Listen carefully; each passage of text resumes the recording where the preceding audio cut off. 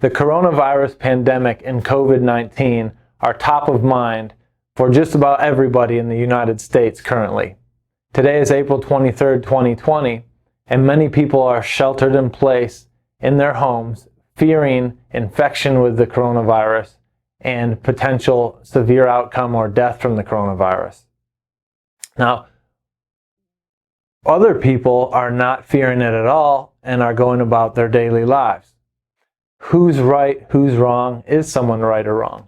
It's very hard to tell because there's not much reliable data out there in terms of how many of us have been infected, who's currently infected, and comparing those numbers to fatality rates. The lower the infection number is compared to fatalities, the higher the fatality rate will be. So what we need to clear up the confusion and to decrease the fear is to understand how many people have been infected and survived next to how many have been infected and died. And current testing methods are poor. So the best way to get those numbers is to get efficient testing methodologies out there so that we can tell not only who is acutely infected, but who has been infected and recovered and not even known. Now, the coronavirus hit the scene in March in terms of a news cycle perspective, but many people think coronavirus has been in the United States from as early as fall 2019. And there's numbers in California to support that. So if that's true, then there's many people in the US who have already been infected and recovered and didn't even know it. In fact, a recent study from Stanford found that in looking at an area of California, numbers showed that up to 50 to 85 times more people have been infected than projected and didn't even know it. If that's true, then the fatality rate plummets, okay? And we don't have to be as fearful as many of us currently are. How do we tell? How did they tell in that study that people were infected and had recovered? Well, through antibody testing. And antibody testing is the key to getting the numbers we need in order to figure out what's really going on. The testing that's been dominating up to this point is called PCR testing, but PCR testing is faulty, and a recent study showed that up to 15% of PCR tests are showing false negatives. And we'll dive into that today to explain why. But on this video, I want to help you understand immunology and how your immune system responds to infections and creates antibodies so that we can then test those antibodies to see, have you been infected? How long ago was it? Are you currently infected? Etc. Understanding these things helps you know which type of testing to get. And the good news is that antibody testing is now currently available, and we can run that in office for you if you like.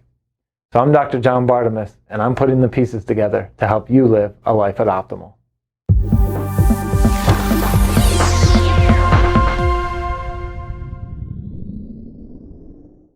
Early COVID testing was dominated by PCR methodology. PCR stands for polymerase chain reaction. And PCR-based testing is looking for evidence of virus acutely in your blood. Now, what you need to know is that that sort of testing, the swab testing, has high levels of false negatives because you have to be very infected for it to show up in PCR. So if the swab, the tissue swabbed, does not have high levels of virus in that tissue, you could be infected at another site in your body, but the test could show up negative because there wasn't enough virus in the tissue swabbed to show positive. So that can be an issue because you could be told you're not infected and walk away and still be infected. Another issue is that because you have to have basically viremia or infection in high amounts everywhere to show positive, that typically doesn't occur past 4 to 5 days after acute infection in the blood. So the PCR testing is limited into a very small window of time after you've been infected. If you're not tested at the right time, you could show negative and still be infected. Make sense? So PCR testing isn't going to be best for us in terms of getting the best numbers. What will be the best for us? Antibody testing. Antibody testing is best for us because your immune system creates antibodies after being exposed to an antigen. What is an antigen? An antigen is a foreign body or foreign substance that enters your body that your immune system recognizes that as foreign and mounts a response against. So let's dive in to understanding your immune response and your antibody production so you can then understand why antibody testing is important. So in this graph here, I've drawn for you antibody production from your immune system. Now, just so you understand, this first half is primary infection. This is the first time you're ever infected with an antigen. Down here on the x-axis is the days after your antigen exposure. Up here on the y-axis is the amount of antibodies you're producing. So what happens is, say you have coronavirus infection. Well, your innate immune system is going to recognize that. It's going to travel to a lymph node and show it to T and B cells. And then your adaptive immune system is going to clone out or expand and go back and look for cells infected with coronavirus. And when it finds them, it's going to kill them. Okay? So the first thing that happens here is we have day 0 that you're infected. Now, the adaptive immune response or the antibody production doesn't happen right away. It takes some time to ramp up, and that's what this is showing. So at time 0, you're infected, and in the first day or so, you've got naive B cells being presented with antigen. Now, naive B cells you could think of as babies. They're pretty useless. They have to mature, differentiate to be useful to us. So once they're presented with antigen from innate immune cells like dendritic cells, the B cells become activated B cells. And so we have activated B cells, and B cells being activated by day 10 mature into what are called plasma cells. And plasma cells are the cells that make antibodies for us. Antibodies like IgM and IgG. From an immunology standpoint, IgM, think M for Marines or acute infection. IgM antibodies are made for acute infection. M, Marines, first on the scene. So if you do a test, an antibody test, and you see positive IgM antibodies, you know that this is an acute infection. IgG antibodies are also made in acute infection, but they then become our memory cells as well. And when you have reinfection, you tend to produce IgG only, not IgM again. So we'll talk about that in a minute. But at about day 10, once we have mature plasma cells making IgM and IgG antibodies,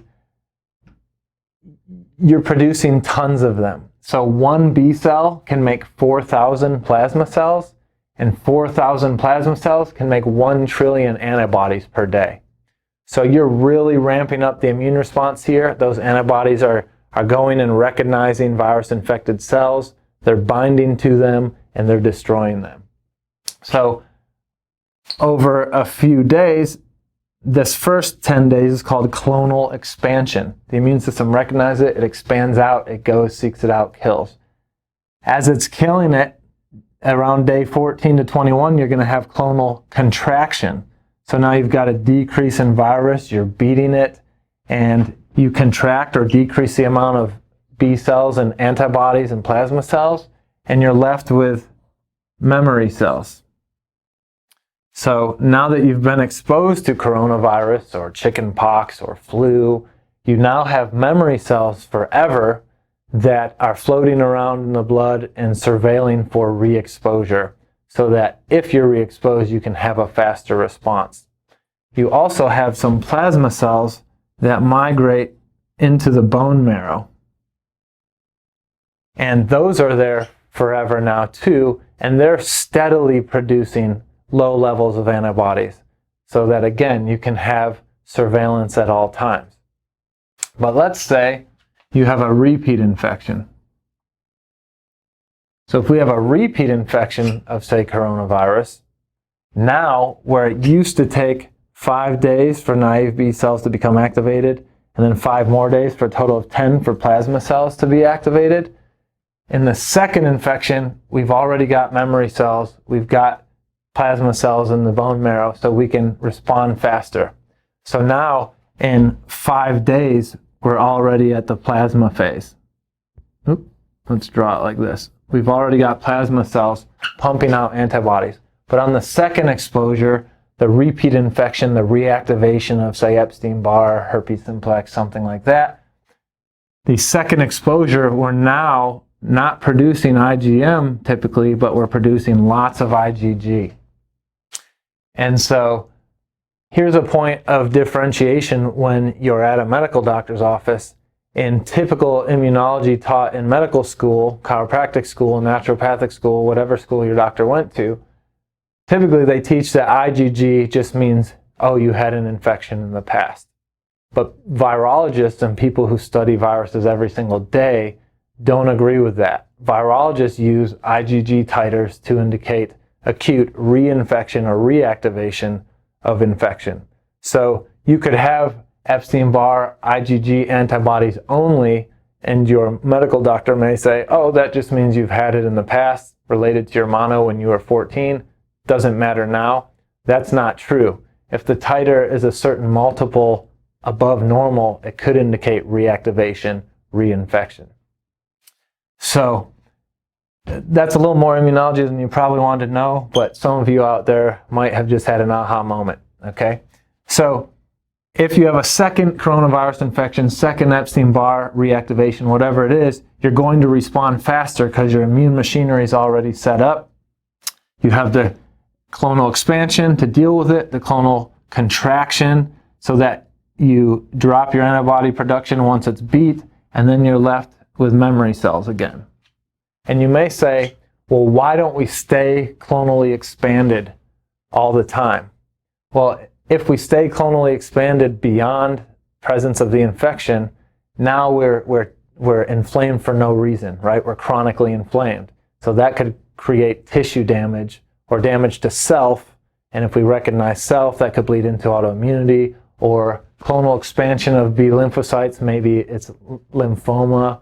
If it's leukocytes, it could be leukemia. So we don't want that. We want this tightly regulated expansion-contraction cycle so that we don't develop, cancers and autoimmune diseases for no reason, okay? So we've discussed production of IgM. We've discussed IgG. This is happening in lymphoid tissue all throughout the body. There's also an antibody called IgA, which is produced in all tissues, but the majority of it is in the gut, in the Peyer's patches. And IgA antibodies deal with mucosal immunity. So anywhere you have mucosa, these are going to be functioning. So where do you have mucus? Gut, lungs, sinus, bladder, eyes, ears, nose, throat, right? So if you're infected in any of those areas, you could have IgA antibodies. Coronavirus is an upper respiratory infection. So you're probably going to create IgA antibodies toward it. We want to know, are you producing those? There's one test currently on the market that's looking at IgA antibodies. There's plenty looking at IgG and IgM, but there's one looking at IgM, IgG, and IgA, and we run that in office. So if you're interested in knowing whether you've had coronavirus or you currently have coronavirus, and you want testing that is 97% specific, 97% sensitive and 98% specific, we have that antibody testing that we can run. It's against 4 antigens to the SARS-CoV-2 virus, which causes COVID-19. So we're looking at for IgM, IgG, and IgA antibodies to 4 different pieces of the virus. And if one or more are present, that helps us understand that you've been infected or are currently infected, and where from a mucosal standpoint, etc. So this test can be done. It's a blood draw. It's relatively inexpensive. So if you want to know your numbers, we can do this.